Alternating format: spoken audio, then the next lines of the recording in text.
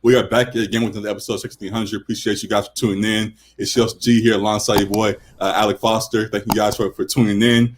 As always, make sure you guys show love online on IG at section.300 and on Twitter at section300pod. We appreciate all the love. Love to chat with y'all. Plenty of things, NBA, NFL, all sports, all music. We love to talk music too. All to talk about, so definitely reach out to us. We're here today first, though, to talk about Week 14 in NFL. We talked Week 13 last week and all the things going on then. I'll address my Ravens in a minute. I'll address the Steelers and those boys in a second. But we're definitely going to talk about this long list, actually, of great games that you guys have to tune into. So, Alec, it's a nice list we got this week. Where do you want to start? It is. It was hard to narrow it down to these five. Wanted to keep it to around 5 games, though. Yeah, exactly. So we started with the Thursday night game, or tomorrow's game, tonight's game if you're watching it on Thursday. Right. So first we got the Patriots at 6-6 at the Rams, who are 8-4. Mm-hmm. I think should be a pretty good matchup. What are you thinking there? I've been underrating the Rams all season long. Admittedly, I haven't given them credit as they deserved.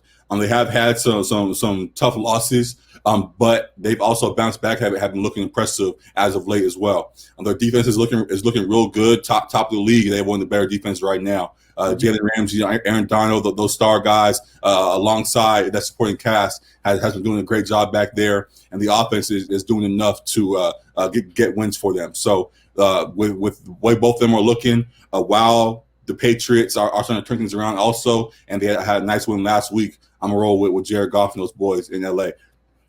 Yeah. I wanted to talk about the Patriots a little bit after. So after I make my prediction, we can get more into it. But I'm actually going to go with the Patriots again this time. Okay. I think I like as I went with them against the Cardinals and Kyler Murray, I still love Belichick against those younger quarterbacks. And while Goff, you could call a vet now, I guess, because it's like a third year. Didn't they play the Super Bowl a few years ago? Jared Goff's faced them before. He has, and he lost. Sure, but I'm saying he's not. He didn't look good. He did not look good in that game either. That was a defensive struggle. Yeah, it was. That was like 13 to whatever that was. That low scoring Super Bowl. Yeah, that was a bad Super Bowl. Yeah, that was nasty. But yeah, because of that, I'm gonna go with the Patriots there. I think they're peaking at the right time. We saw that blowout they had 45-zip against the Chargers last week. Right. I do like the Rams. Sorry, I wanted to cut you off. Is it considered peaking if you do that against the Chargers, though? I think it's considered peaking because they started off so poorly, and they've had a nice string of wins of late. We got a couple weeks still before playoff time, but at first they were being talked about as underachieving and they're not going to make the playoffs, and now it's looking like they might have a shot if they continue to stay on the same trajectory that they've had the last couple games. So I think I'm going to stick with the Patriots here. I do like the Rams. As you said, their defense has been shining, especially with Aaron Donald in that pass rush. But I think I'm going to have to go with the Patriots here.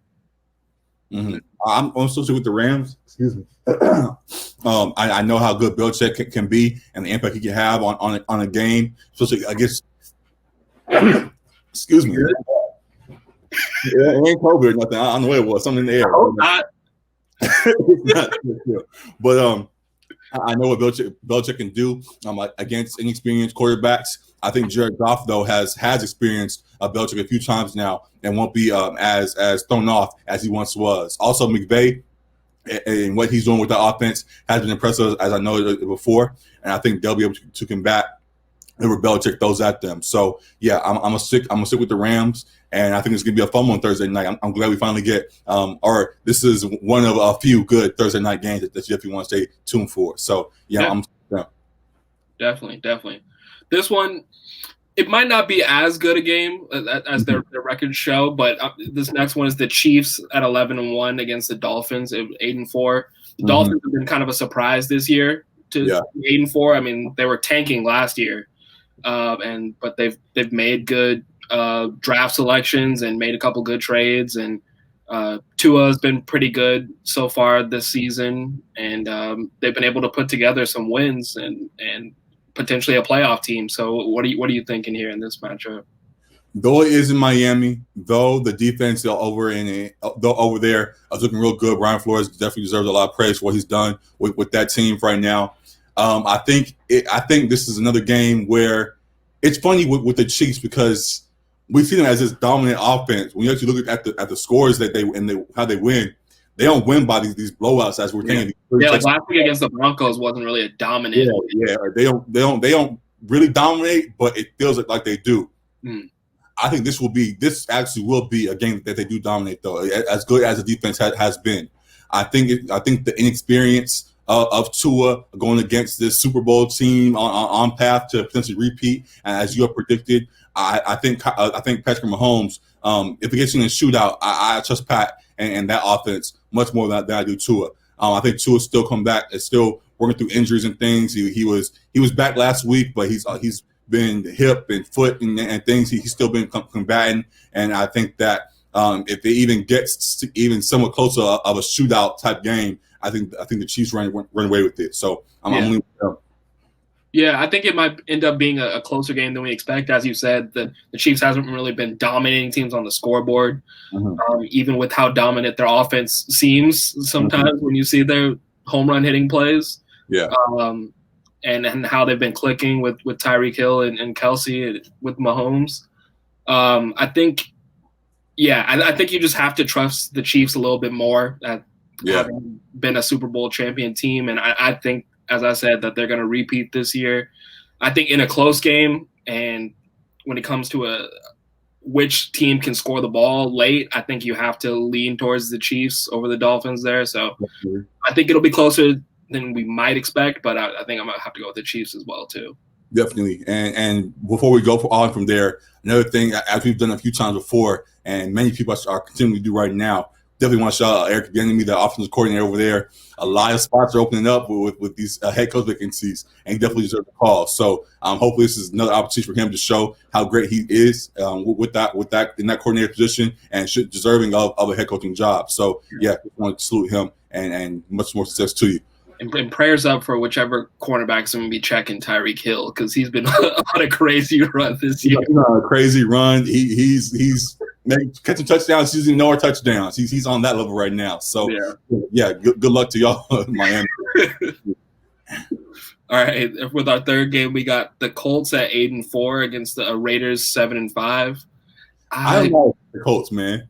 I don't know about the Raiders. That's what I was gonna say. I think they've been kind of fraudulent to me. And then with the Colts, every time I put against them, they win, and when I pick them, they lose. So I don't know what to do with this team. I will say that the Raiders barely beating the Jets last week does not give me much confidence in them. I think they actually have been fraudulent and just kind of got lucky last week because the Jets are trying to hold on to that number one draft pick. They got murdered by the Falcons the week before. Yes. So I got to roll with the Colts this time. Hopefully they don't let me down. But I actually don't have trust in the Raiders right now.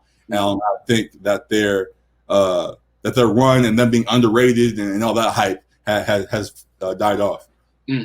Yeah, I think the Raiders are more what we thought they were before people started to get hype on them. That's the reality. Exactly. Like them beating the Chiefs, I think set some higher expectations, and people were like, "Oh, could they threaten some teams in the AFC?" No, I don't think so. We see them, whatever. Still the Raiders. Derek Carr was playing better earlier in the season, but as I said, they got murdered against the Falcons, and he had like 3 or 4 turnovers, and then snuck past the Jets. So they don't inspire a lot of confidence in me. Also, too, I think Josh Jacobs is potentially going to miss this week again as well. So I think I got to lean towards the Colts. Their defense is the anchor of that squad. I'm still not sold on their offense with Phillip Rivers and the three-headed monster kind of they have in their running back. Michael Pittman has showed up, and T.Y. Hilton has had a couple good games of late. I'm glad T.Y. has bounced back a little bit. Yeah. So that's been good to see. So maybe they can hit their stride going into the playoffs with their offense and be a real threat to a team like the Chiefs. But yeah, I got to go with the Colts in this matchup because The Raiders, to me, are frauds now. I'm labeling them. I can't use that word anymore, but I hear you. That's true. That's true. You're not allowed. It's funny though because you brought that word up, and that's the game we have next. The Steelers are going up against the Bills this week. Definitely a good one, and it could. Let me be careful. I'll let you go first. You better be careful. Be careful. You better be careful. The Steelers and Bills go. Yeah, I think this will be a good one. I think the Bills have been not a surprise because I think a lot of people picked them to win the AFC East this season. They were picked to win, but their season has been somewhat of a roller coaster. I get what you're trying to say. It has. And actually, they would be on like a 6-game win streak if they didn't lose on that Hail Mary that the Cardinals hit to DeAndre Hopkins. So they've been on a pretty good streak of games here, and had a solid, convincing win over the 49ers, where Josh Allen threw like 80% completion passes, 4 touchdowns, and he was throwing them to Cole Beasley. Like Cole Beasley went off too, which was a surprise as well. But it seems like Josh Allen has kind of found a groove with Stephon Diggs and Cole Beasley in that offense. Stephon Diggs definitely is great. The receiver there, the one they traded for. Many people have already mentioned it, but that's one of the rare instances where you see a win-win trade happening in the NFL. Right. Bills got Stephon Diggs, and the Vikings got that pick, which they used on Justin Jefferson, I believe. Right. He looks like a young star in the making. So definitely salute to both of them.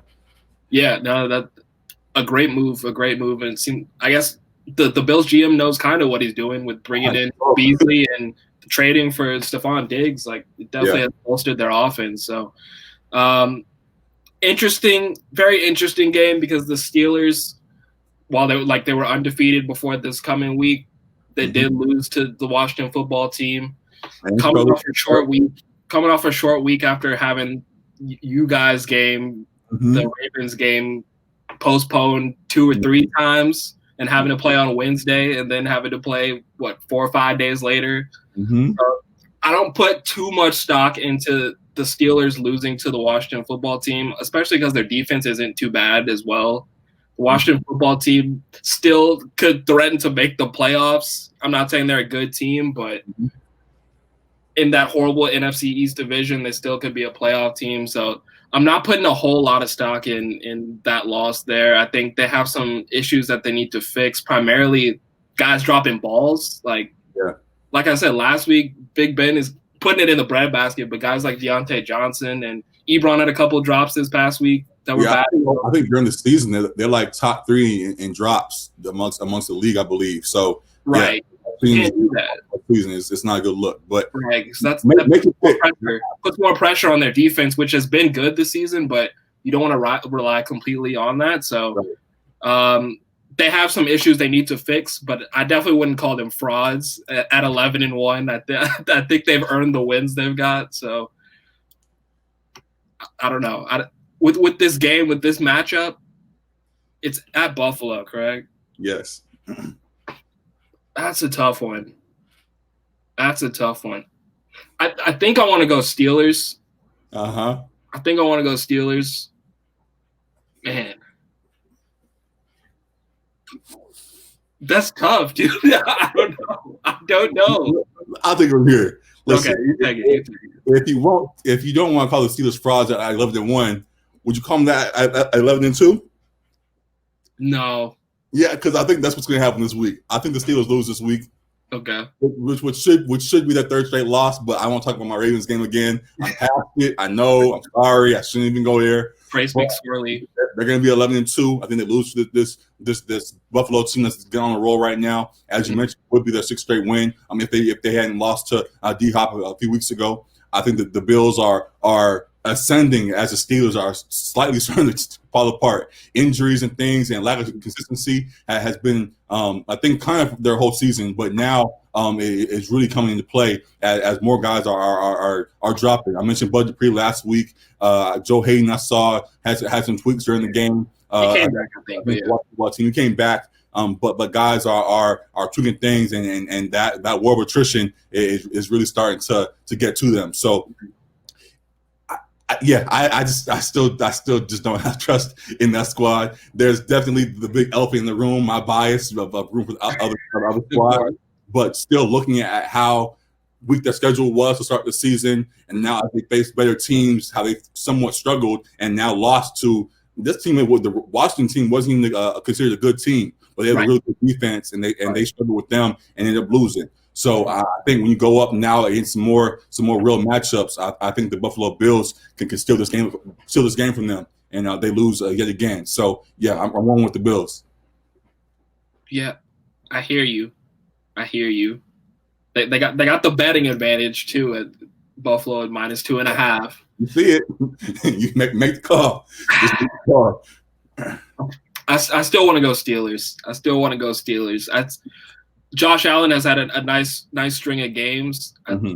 I just still see him do it consistently because he's had some like inaccuracy issues. We know the arm strength is there, and he's got weapons to use. Mm-hmm. So I think it's just going to come down to if he can execute against their defense. If he can't, the Bills probably win this. But I'll say this too, James. I mentioned guys dropping in things. James Conner, who was out for the last few weeks because of COVID things, is now back supposedly. That could be a push for them. That helps their running game. Hopefully they use that a little bit more instead of passing 55 times or whatever that was like they've done the game. So yeah, that may help a lot, and that may get them over the hump. But I think that they still have things to work on. It's funny. I actually got a chance to watch a few of their games. They have things similar to the Ravens.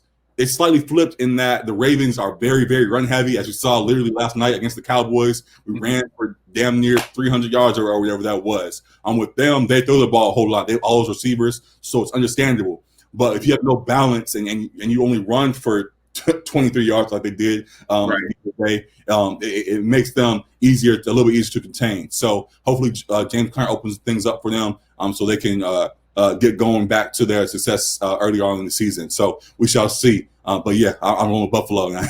I hope they get the job done. No surprise there. It'll be fun to watch. Right. Then our last game of the week is your boys. I believe that's the Monday night game. Yeah. Baltimore at 7-5 against the Browns at 9-3. Another divisional matchup there. You guys blew out the Browns, I think, week 1 or week 2. Like 38-6 or something like that. I think it's the Browns are a different team this time around. So I'm not taking this game lightly at all. Right. And these divisional games are always close, as we say. So I think this should be a good one. This should be good. I like how the Browns have been playing recently. I like their balance. They're probably a little more run heavy with Chubb and Kareem Hunt, but Baker's been airing it out the last couple games, and he was surprising. I think we both picked the Titans against them last week, and he was surprising, throwing for like yards against them. And he showed us up. We were dead wrong. So this will be an interesting one. The Ravens' defense hasn't been quite as stout as they were earlier in the season. They've still been good. But it hasn't been like they were against the Browns that early week 1 matchup. Right. So I'm interested to see how that Ravens defense plays in this game. I don't trust the Browns defense, so that I think the Ravens can have some success offensively against them.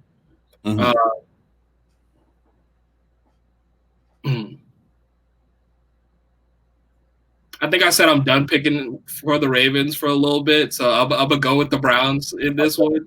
But I like a close matchup, and I wouldn't be shocked. If the Ravens could pull this one out. Got you. I'm going to stick with my boys, as I always do, just keeping the faith and that we turn things around. We need to win out if we want to get in the playoffs, as I mentioned in our past videos. Definitely check that out and things I'd say about them. I was happy that we got the win. Mm-hmm. I can't say that I was reassured too much, though it was a nice. It was a game you should win. It was a game we definitely should win. Yeah, and there were still things that you could see, like, hey, Lamar keeps putting the ball in the dirt. Lamar keeps putting the ball over guys. He's floating the ball. He had a nice dime to Marquise Brown. That was good to see. I'm glad that we can use that to start building more into the offense and getting Lamar out of the pocket potentially and throwing the ball wherever he feels most comfortable. Mm-hmm. But yeah, I'm not basing it too much off of that game yesterday, because the Cowboys are a team that we should beat and did exactly what we're supposed to do. That last week was a week that NFC East, or the division, wherever that was, that they got a few wins. The Washington football team and the Giants got wins. So it's like, oh, are the Cowboys going to do it too? But we are able to combat that. Because the Cowboys just ain't it. But with the Ravens, I think we still have a lot of improvement to be made. I'm glad that the running game got going as we needed to do. I'm glad we got guys back just in general. Though we got that weird situation with Dez. For a quick note, I'm like, how do we even play this game if he was on the field warming up before knowing he had? The NFL followed their COVID protocols, but if your protocols allow for a game to still be played when it got I'm like, dude was on the field warming up, hugging his Cowboys fans and stuff, whatever, and then he got the call and had to go home. So it was a sad situation. But for the game that happened afterwards, I'm glad that the Ravens got it done, and I hope that, though that was the game that we were supposed to win, hopefully it gave us some kind of momentum into this next one against a Browns team that we should not take lightly. The Browns are not the Cowboys. Right. Browns are not the Cowboys. I gotta make sure on my Omar, you guys gotta say it twice so you hear me. Don't take them lightly, because they're ahead of us right now in the division and trying to maintain that spot. The whole league sees us coming, as media keeps mentioning and things, that the Ravens still have a shot, and the Browns aren't just going to let us walk over them as they did week one. So I think the passing game has to continue to open up. Keep getting Andrews involved. Keep getting now Luke Wilson, the other tight end we added, more and more involved. Get Marquise, keeping him the ball when we can, and then also keep that backfield doing what they do. So hopefully we get the job done again. I'm definitely sticking with them and rooting for them to get the job done, and I'm going to be watching. And hopefully we do that. So I'm excited. Solid. So we got some different picks. I think the only one we were in agreement on was the Chiefs and the Colts. The Chiefs and the Colts. So hopefully we got our picks right this time. I think I was like 0 for 4. So I got a few wrong, but whatever. You gotta be wrong sometimes. It's all right. I'm very excited for this week. There's some other good games. On the flip side, there's some must-watch games and some other games where it's like you really shouldn't watch, but if you do, it'll be entertaining. One of note is the Chargers versus the Falcons, and it's very much the Spider-Man meme of them pointing at each other. Yeah. Teams are teams that refuse to hold on to a lead. Both these teams have a whole lot of talent, but for some reason can't get wins. Atlanta, with having Matt Ryan and Gurley and Julio and Calvin Ridley on the offense. The Chargers having Herbert, who's on the rise and is potentially Offensive Rookie of the Year, having Eckler back and Keenan Allen and Mike Williams and all these guys. For some reason, neither of these teams, though they will jump ahead early on, blow leads often throughout the season. So I think the Chargers only have 2-3 wins right now. Yeah, like 3 wins. Yeah. For a team with the amount of talent that they actually have on that roster, it's sad to see. So who do you think holds on to the lead in that one? For Anthony Lynn's sake, I hope the Chargers do, because I think he's going to be out the door if they don't win this game. Like, I'm surprised he's not out the door actually after this last game where they got blanked 45-0. I think I give the edge to Atlanta actually a little bit. I like their offense a little bit more, even though Herbert has been very impressive as a rookie quarterback. I think I got to go with the Falcons with a healthy Julio and Ridley and Gurley. Yeah. I'm going to go with Atlanta too, but it's not because of anything you said. I'm going to go with them because of Special Teams Player of the Month, Younghoe Koo. Oh, yes. That's like, I don't know. Player on your fantasy team? On my fantasy team and all that, but he's been putting up just major points. For some reason, Atlanta, they have the opposite that we mentioned. They don't score, or they score a lot, or they in position where they should score, and Younghoe ends up finishing the job for them. So because he's on the squad over there, put it all on his shoulders, on Younghoe's shoulders. Yes, I'm putting it on Younghoe's shoulders. They get the job on Younghoe's leg, and hopefully get the job done. So I'm excited for that one too. What do you think? What do you think about Anthony Lynn's coaching security, job security? I think if they were in San Diego, they might be able to hold on to it. But being in LA and having that attention on them as they now do is a different animal. And I think also seeing how good Herbert is, wanting to see him have success. If he's not producing that success for him, he's going to end up Anthony's going to end up being the scapegoat. So he's going to fall. And if he falls against a team that's been basically the mirror of you guys on the opposite side, Right. I think that now may be the time for you to go. I hate losing black head coaches and things like that, but when you're not producing, it's hard to stick around, sadly. So yeah, hopefully that's not the case, but yeah, we shall see. It's gonna be a fun weekend, definitely. All good points. I mean, Adam Gase somehow still has a job, and they're like 0-11 or 0-12. If you want to go there, to be honest, that's why I was confused that Greg Williams getting fired. Like, he did exactly what he was supposed to do. The goal was to lose the game. Greg Williams. Well, for what team? I'm sorry. The Jets. The play when they got after the Raiders game when they blew it because he called over 0 and all that. Mm-hmm. I'm like, he did exactly what he was supposed to do. Y'all's goal is to lose. They are tanking for sure. The goal is to get the number 1 pick. He helped y'all do that. Why are you firing this man for doing his job? You know what's the hypocrites? I was so confused, but hey, they gotta make it seem like they're trying to win some kind of way. So he got canned, sadly. But yeah. Hopefully, Anthony Lynn does not have the same fate. Mm-hmm. Mm-hmm. Anything else, info-wise, you want to bring up real quick, or are we out of here? I think we out of here. Yep. All right, for sure. So that was all NFL things. We'll be back very shortly to talk about all things NBA. Definitely a lot as we get ready for NBA preseason starting later on this week. We appreciate you guys all for tuning in again. Make sure you subscribe to the show below for guys watching on YouTube. And then follow us on IG at Section.300 and on Twitter at Section300pod. Love to chat with y'all about all the things we discussed here. So, again, we appreciate you guys. We'll see you again very soon. And, yeah, we out of here, man. Peace.